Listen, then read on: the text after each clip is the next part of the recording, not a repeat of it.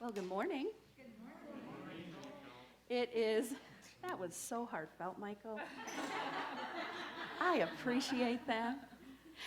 It is really great to be here with you guys this morning. To those of you joining us online, we really can't say it enough. It is just a pleasure that you have chosen to worship with us, and we hope as we journey through the morning that you will do what you have already been doing, which is engage and connect with one another in the comments section. Well, my name is Rachel Johnson, and I am the Connections Pastor here at the River Church. And at the start of the new year, we began our sermon series on the Gospel of John. And what we have seen so far, and what we will continue to see, is that John's Gospel is unique to the other three. There is a strong emphasis not only on relationship, but also on belief, where the focus is to show us the things that Jesus taught were intent on pointing to who he is. That he is indeed the Word that became flesh. That he is the Son of God, and that salvation comes only by knowing the Father through the Son. Jesus says in John 14:6, "I am the way and the truth and the life. No one comes to the Father except through me." Now, throughout the gospel, we are given detailed and an intimate look at some of the miracles or the signs that Jesus performed.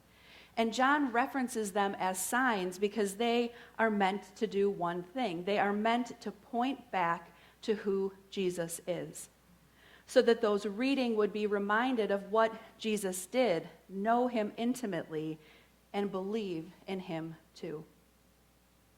John 20:31 says, "But these are written that you may believe that Jesus is the Christ, the Son of God, and by believing you may have life in his name." And that verse is really the purpose of the Gospel of John.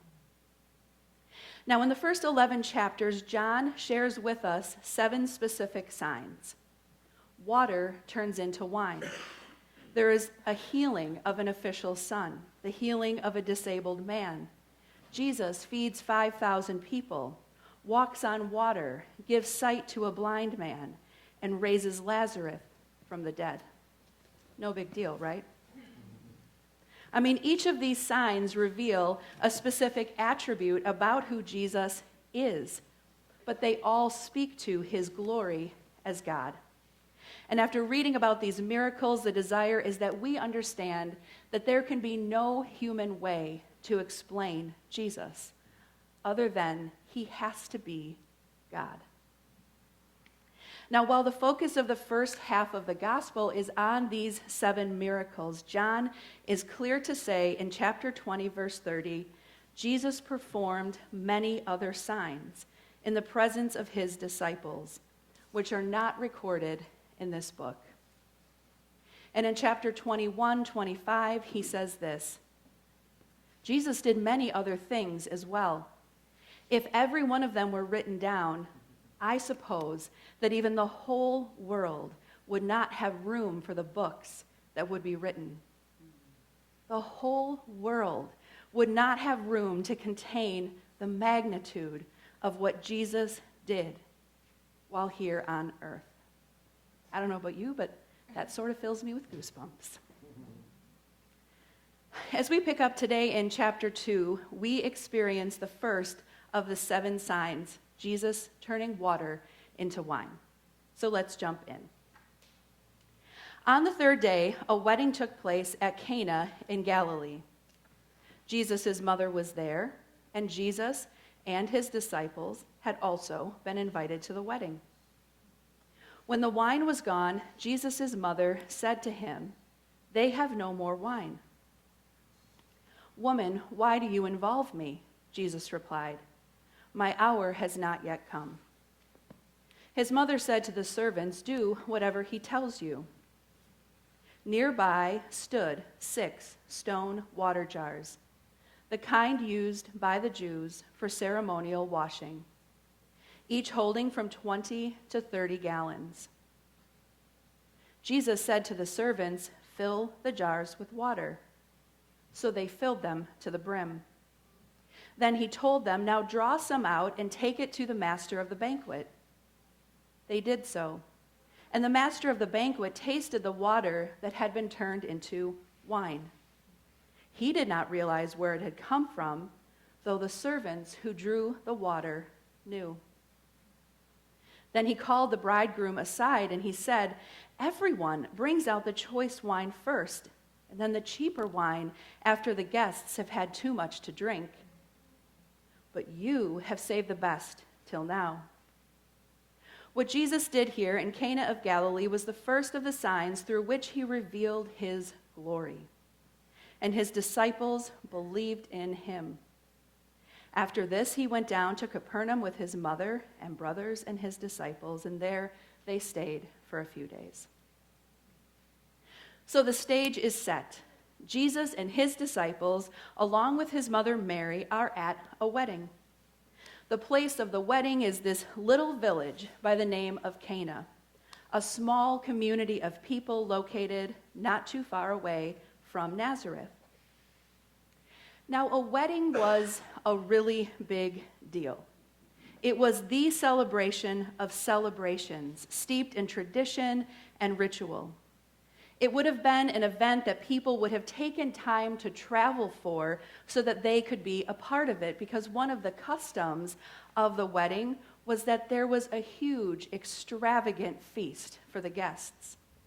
There was no celebration greater than that of a wedding. In the Jewish culture, a man and a woman were betrothed to one another. They were promised to one another. And this betrothal would happen oftentimes a full year prior to the actual wedding ceremony itself. And it would have been the groom's and his family's full responsibility to cover not only all of the wedding expenses, but all of the expenses associated with their pending union, with their future. So from the time of being betrothed to the time of the ceremony, the groom would be working really hard. He would be proving himself as a capable provider. He would be preparing a home, and by preparing a home, that more than likely meant building an entire home for them to live in, and putting enough away to show that he was financially prepared to take on a wife. So when the wedding actually rolled around, the groom and the bride, and let's face it, for sure, the father of the bride as well, would have been able to take a deep breath and exhale because this guy proved himself. They would be able to just sink in and experience the moment. It was a big deal to be able to relax at this time. Every day was just hard work and an opportunity to survive. So this celebration was a time to hit pause on all of that. And these celebrations went on for days. Some of them went on for a week or more. So at the time of the wedding, Jesus was about 30 years old. And the majority of those years he would have spent in Nazareth. His father Joseph is believed to have passed away years prior. So Jesus, as the oldest son, would have assumed the role that Joseph had as provider of the family, taking care of his mom and his siblings. Now, we all know that Jesus' birth was a bit scandalous, right? But because of that, there certainly were rumblings about who Jesus was throughout these years. But up until this point, Jesus has been living a pretty private, somewhat ordinary life. So here he is at this wedding. He's taking part in the celebration. He's surrounded by people who knew him. Some he probably grew up with, friends and extended family, and of course, his newly called disciples. Throughout both the Old and the New Testament, the image of a wedding or marriage is a reoccurring theme. The church itself is referred to as the bride of Christ. Heaven is referenced as the wedding supper of the Lamb. Jesus, the bridegroom of heaven. And here Jesus is at this local wedding, the full truth of who he is, not yet revealed to anyone there. In the midst of the celebration, a problem arises, right? The wine runs out. A miscalculation that in this culture would have been greatly humiliating for the bride and the groom. This really was the groom's first public act of showing that he was prepared. Surprise, no more wine. Certainly not a great start to married life. Wine was a pretty big deal. It was a staple drink of the time where the options really were water or wine. However, it was a bit deeper than that. Throughout the Bible, wine has tremendous significance. It played a role in nearly every significant festival in Israel. It was a symbol of God's blessing, and there was even a saying among the rabbis that went like this: without wine, there is no joy. Some of us might agree that that's still true. Wine mattered. However, being drunk on wine was not looked upon favorably. It was a big offense, a sin of the culture. So it was very common to dilute the wine with water, providing both a purified drink at a time where water wasn't super purified, but also a drink that did not leave everyone, we'll just say, loopy. Throughout the course of the celebration, the dilution ratio would go something like this: 1 part water to 2 parts, 1 part wine, almost said that backwards, to 2 parts water, all the way down to 1 part wine to 10 parts water. Serving the most potent tasting wine at the start of the event and pulling out the diluted versions as the wedding went on. And it all ran out. And Mary takes note of this. Now, she more than likely had some sort of role in the wedding, knew the bride and groom's family in some capacity. And while we don't know why she is the one to take notice of the wine, she is. And she goes to Jesus and she fills him in on the situation. I mean, Mary knew who Jesus was, right? Did she expect him to perform a miracle? To finally reveal to this group of people who he is? Possibly. But it may have been more practical than that. With Joseph gone, Jesus would have been the one that Mary would have gone to when there was a problem. It would have made sense for her to seek him out in that way. Let's just let that sink in for a second. Mary had Jesus to go to whenever there was an issue. The one person who literally never had a bad idea in his life. Talk about resourceful. Talk about a blessing. So it would have been completely natural for her to go to him, especially in a situation like this, where the worst sort of thing that could happen at a wedding just happened. And Jesus, being Jesus, had clearly lived his life up to this point reflecting love for those around him. Mary knew Jesus would care. She had complete trust in his ability to lead and to make this situation right. So when she finds him, she simply says, "They have no more wine." But what does Jesus say back to her? He says, "Woman, why do you involve me?" Woman. I'm trying to envision what I might do or how I might respond if one of my kids referenced me as woman. Now, they all happen to be here today, so just a side note to my lovely tribe. Amen. Let's not try it. Woman. It is one word, yet it's not the expected word, is it?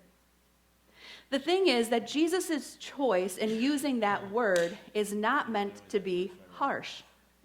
It's really a polite way of saying lady or ma'am. Again, not harsh, but not intimate. It is polite, it is kind, but it doesn't convey the same sense of relationship that mom or mother would have. Interesting enough, it is the same word that Jesus will use when he is on the cross, when he is entrusting Mary into John's care. He says, "Woman, behold your son." Why woman? This gets me, and I've had to say it a few times because it gets me really good. Jesus says woman because it is his way of telling her, of letting her see and feel and absorb that the mother-son relationship that they have had up to this point is changing. A shift is coming in their relationship. Now, I love my kids, and I find great joy in watching them grow up and develop and become more of who God sees them to be. My heart could burst sometimes when I think about them. Most recently, watching Hunter leave home this fall and head off to college was both gut-wrenching and immensely joyful. But it is for one reason and one reason only. They're not fully mine. They have been entrusted to me and to Chris, and we will do all that we can for them. But at the end of the day, they are loved far more by someone else. And often when I talk about them, it is with the realization that I cannot take any credit for who they are, because they are infinitely more God's than they are mine. If anyone understood that, it was Mary. She knew who Jesus' father was. She knew he was called to do something on this earth that only he could do. And I have to believe that she knew the road would be beautiful, but it would also be gut-wrenchingly painful. That her human mama heart would hurt big time watching the ways that he would suffer. For her, for complete strangers, for each and every one of us. And the anticipation of when that would begin had to be overwhelming. Jesus had been with her as her boy, as her son, for 30 years. Remember when Jesus was 12 and his family had traveled to Jerusalem for Passover? And several days into their caravan journey home, Mary and Joseph become aware that Jesus was not with them. And when they finally find him all the way back in Jerusalem, where was he? He was in the temple. He was talking with officials. He was asking questions. Here they were so concerned that he had been lost, but when they speak to him, he says this, "I must be about my Father's business." So, woman, why do you involve me? What does this have to do with us? Jesus is saying, what is it that could concern both you and I together? Jesus loves his mom. He cares for her. He supported her. He has been loved by her. Why would he say that? It's explained in his next words, "My hour has not yet come." It's on this day, at this wedding, that Mary realizes that Jesus' father's business begins, and hers as his mother comes to an end. And from this point forward, he is only going to do what his father asks him to do. Some big things are about to happen through her son, through God's son. So Mary simply says this to the servants, "Do whatever he tells you." See, this society is a very oral society. Jesus knows that the word of what he is about to do will spread quickly. Things are going to be said like, "Hey, did you guys know that this Jesus from Nazareth, yeah, he controls nature." And Jesus does do something big because it is in line with what his Father is ultimately calling him to do. He knows with this miracle that the larger plan of his life will begin, and there is no going back. It is a big step of many that will lead him to the cross on our behalf. In verse 6, we see, nearby stood 6 stone water jars, each holding between 20 and 30 gallons of water. John is making sure that we understand that these are not just ordinary jars. They are special jars.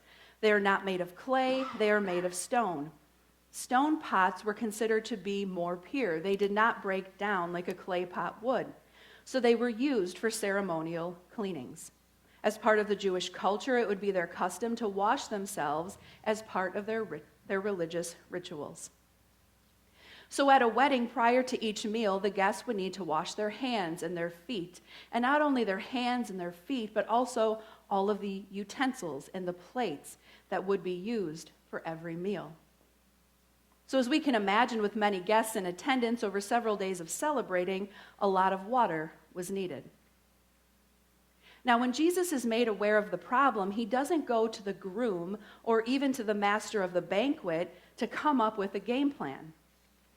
We see in all of Jesus' time dealing with people, he doesn't ask for their advice, does he? Because he's not about their business. He's about his Father's. But what he does do is he goes to the servants, the people viewed as the lowest ranking at the wedding, the people not allowed to participate in the celebration in any way. And he asks them to fill the jars. And what he is asking them to do makes no sense. Certainly the water would have gone through some sort of a purification process prior to being placed in these special jars. But where the water comes from isn't mentioned. Jesus just says, fill the jars. And in verse 7, they fill them to the brim. Now, in the very next verse, verse 8, he asks the servants to draw some out and take it to the master of the banquet. He doesn't say, hey, draw some of the best wine out you are ever going to taste. He says, draw some out. At this point, they would have had no reason to think that what they were drawing out was anything but water. So can you imagine what they had to have been thinking? It was one thing to ask them to fill the jars, but now to go and give some to the head guy, the one who probably hired them for the event, and be like, hey, why don't you give this a try? That had to have seemed crazy. Yet remember, Mary had said, whatever he asks you to do, do it. Maybe that played in their mind, or maybe Jesus, being Jesus, gave them the peace that only he can give when he asks us to do something that seems totally out of the box. The amazing thing is Jesus didn't do any more than that. He didn't lay his hands on these stone jars. He didn't usher any type of a word. And somewhere in the white space between verse 7 and 8, this miracle happens. Imagine how the servants felt when they drew it out and saw wine. This is such a beautiful reflection of the heart of Jesus. Those working the party were the ones to witness Jesus' first miracle. Imagine the burden that was removed from their shoulders. This guy wasn't crazy, after all. And man, did they have a story to tell, right? Best party ever. If we do the calculations, there would have been a minimum of 120 gallons of water in those stone jars. Divided out, that would have been the equivalent of over 900 bottles of wine. Extravagant for a wedding of today, and certainly extravagant for a wedding of that time. No price tag can be attached to the purity of this wine. It had not been defiled by any of the elements of water. The grapes didn't have to grow on vines and be pressed by feet. It was truly holy wine. Now, the head of the banquet calls the groom over because he cannot believe that he would have saved such an amazing wine until now. Everyone else would have served it at the start. But in an instant, the reputation, the honor of the groom and his family is spared. Any humiliation they may have felt has been removed. And not only removed, but replaced with the honor of having thrown the most legendary, literally, wedding of all time. So why this miracle? Jesus had many miracles. John made that very clear. We read the verses. So why is this one of the few that John shares? What is the effect of this miracle? Because remember, when Jesus performs a miracle, the miracle is never the point. the miracle always points to something else. So let's think about this. Just a few people know what happened. The party is still going on. Most everyone in attendance is completely unaware of the situation. But Jesus is making a very dramatic statement about himself. This is a miracle of perpetual joy. In this time when the wine ran out, the party was over. No wine, no party. And wine was a symbol of joy, of provision in this culture. Remember the rabbi saying, right? Without wine, there is no joy. Jesus is revealing himself as the only source of lasting joy, of lasting life, where he takes the humiliations we have and he replaces them. He not only replaces them, but he wipes them out and he fills them with something far better, the very best, him. Jesus is taking their idea, their intimate knowledge of ritual and cleansing and sacrifice, and he's turning it upside down. The wine in this miracle represents the presence and the blessing of God that will be made known through the blood of Jesus, shed on the cross for the forgiveness of our sins. And because of Jesus, religion, forged by law and rules, will be replaced by a relationship forged by grace. What Jesus is replacing is so much better than what they had before. And there is enough for everyone. There is an extravagant amount of the very best. Ephesians 1, 7 through 8 says, "In him we have redemption through his blood, the forgiveness of sins in accordance with the riches of God's grace that he lavished on us with all wisdom and understanding." You see, at the end of the age, in the book of Revelations, there is a wedding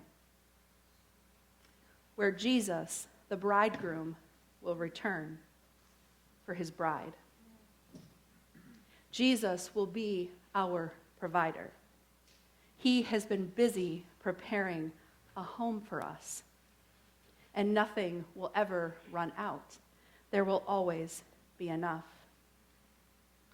But in order for this celebration to happen, Jesus has to die. In order for us to know true joy, true life, the abundance of what God has to offer, Jesus has to die. And the cross is always on his mind.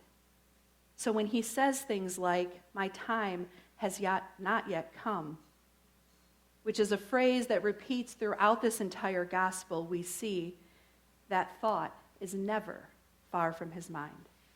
And everything he does leads to that moment. I mean, what a beautiful picture of the magnificence and generosity of God's grace. John 2:11 says, "What Jesus did here in Cana of Galilee was the first of the signs through which he revealed his glory. And his disciples believed in him." Believed in him.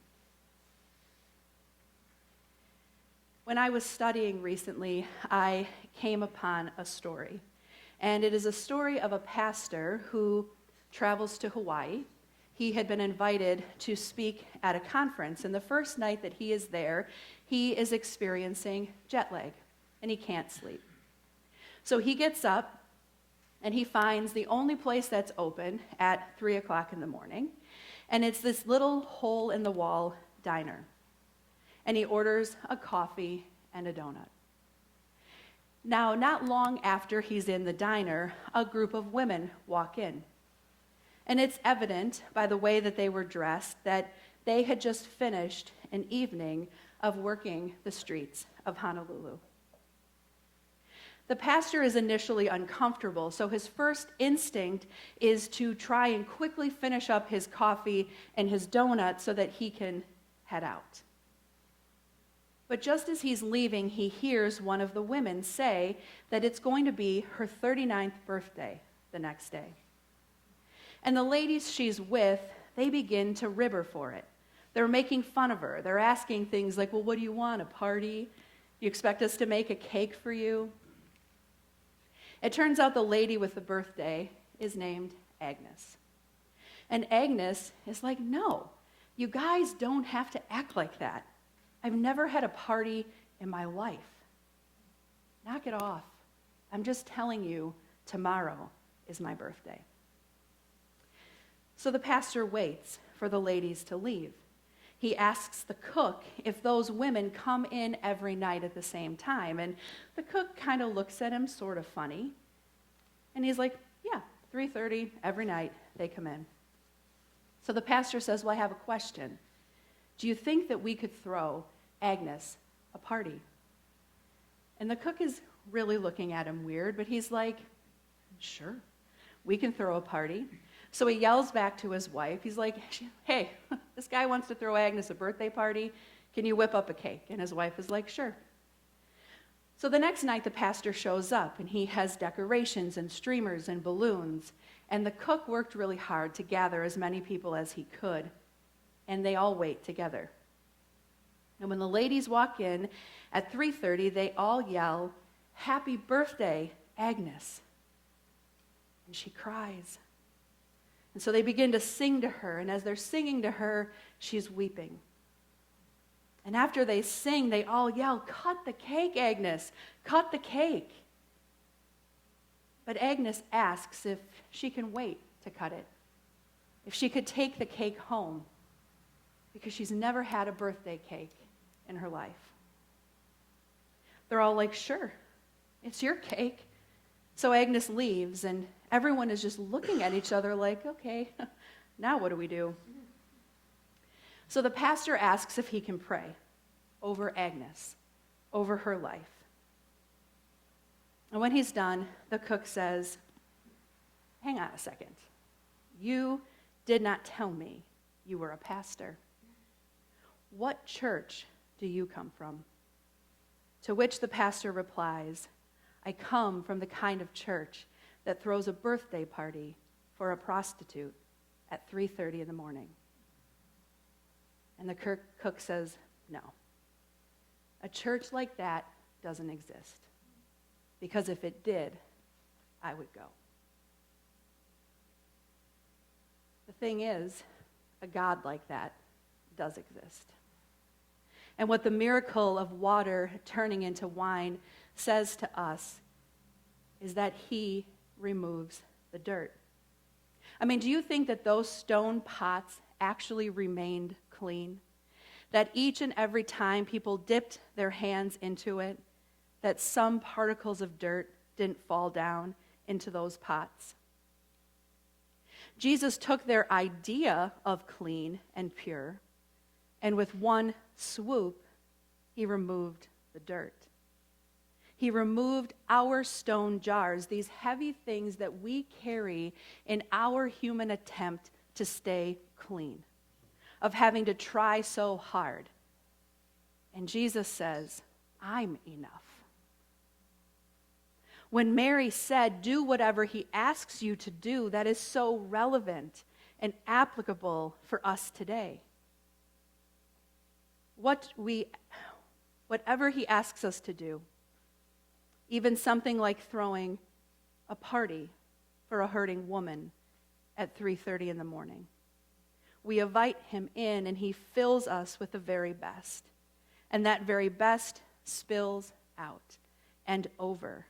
Like Pastor Zach said in week 1, it's grace upon grace, like waves crashing into the ocean, like those around us. Can you imagine how Agnes felt?